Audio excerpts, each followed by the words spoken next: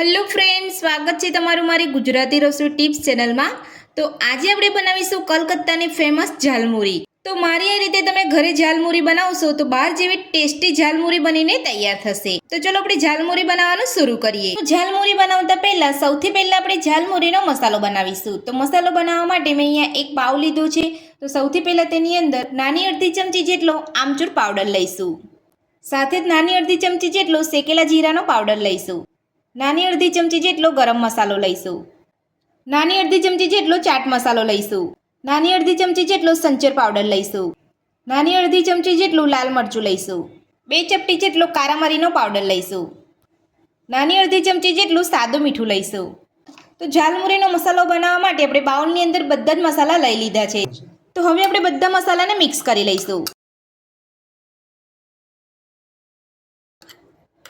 તો બધું જ આપણે અહીંયા મિક્સ કરી લીધું છે અને ઝાલમુરીનો સ્પેશિયલ મસાલો બનીને આપણો તૈયાર છે। તો હવે આપણે ઝાલમુરી બનાવીશું। તો ઝાલમુરી બનાવવા માટે સૌથી પહેલાં આપણે એક મોટા વાસણની અંદર 4 વાટકી જેટલા મમરા લઈશું, કેમ કે હું અહીંયા 4 વ્યક્તિ માટે અહીંયા ઝાલમુરી બનાવી રહી છું। તો આ ઝાલમુરી તમારે બનાવીને મૂકી નથી રાખવાની, જ્યારે તમારે ઝાલમુરી ખાવાની હોય ત્યારે જ તમારે બનાવવાની છે। તો એક વાસણની અંદર આપણે અહીંયા મમરા લઈ લીધા છે। તો હવે આપણે તેની અંદર મિક્સ ફરસાણ ઉમેરીશું। તો મેં અહીંયા 1 વાટકી મિક્સ ફરસાણ લીધું છે। સાથે જ અડધી વાટકી ચણાની દાળ ઉમેરીશું। ઝીણી સેવ ઉમેરીશું। તો સેવ ઉમેર્યા પછી હવે આપણે તેની અંદર ઝીણું કટ કરેલું લીલું નાળિયેર ઉમેરીશું। સાથે જ ફ્રાય કરેલા સિંગદાણા ઉમેરીશું। ઝીણું સમારેલું ટામેટું ઉમેરીશું। ઝીણી સમારેલી ડુંગળી ઉમેરીશું। બાફેલા દેશી ચણા ઉમેરીશું।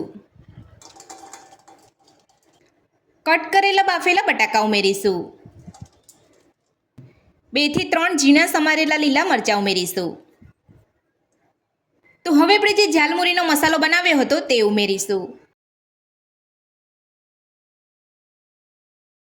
તો ઝાલમુરીનો મસાલો ઉમેર્યા પછી હવે આપણે તેની અંદર સિંગ તેલ ઉમેરીશું। તો ઝાલમુરીની અંદર સરસોનું તેલ વાપરવામાં આવતું હોય છે। જો તમારી પાસે સરસોનું તેલ ના હોય તો તમે સિંગ તેલ પણ લઈ શકો છો।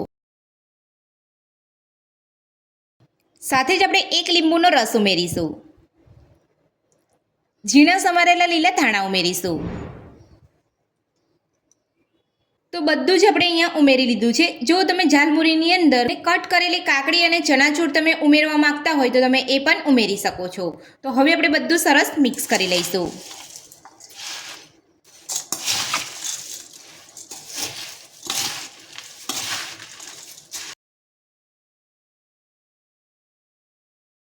તો મારી આ રીતે ઝાલમુરી બનાવવાનું ઘરે એકવાર જરૂરથી ટ્રાય કરજો। તો બહાર જેવી ટેસ્ટી ઝાલમુરી બનીને તમારી તૈયાર થશે।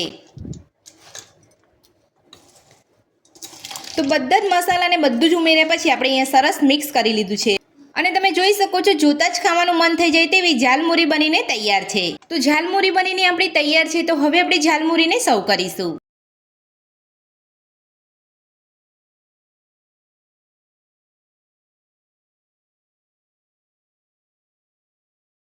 તમે જોઈ શકો છો બહાર જેવી જ એકદમ ઝાલમુરી બનીને તૈયાર છે અને આપણે અહીંયા સર્વ પણ કરી લીધી છે। તો મારી એ રીતે તમે ઘરે એકવાર ઝાલમુરી બનાવવાનું જરૂરથી ટ્રાય કરજો। ઘરમાં બધાને ખૂબ જ ભાવશે ને ખાવાની ખૂબ જ મજા આવશે। તો ઝાલમુરી બનાવવાની રીત તમને મારી કેવી લાગી મને કોમેન્ટ બોક્સમાં કોમેન્ટ કરીને જરૂરથી જણાવજો। આજની રેસીપી પસંદ આવી તો વિડીયોને લાઇક કરજો, ચેનલને સબસ્ક્રાઇબ કરજો, તમારા મિત્રોને જરૂરથી શેર કરજો। Thank you.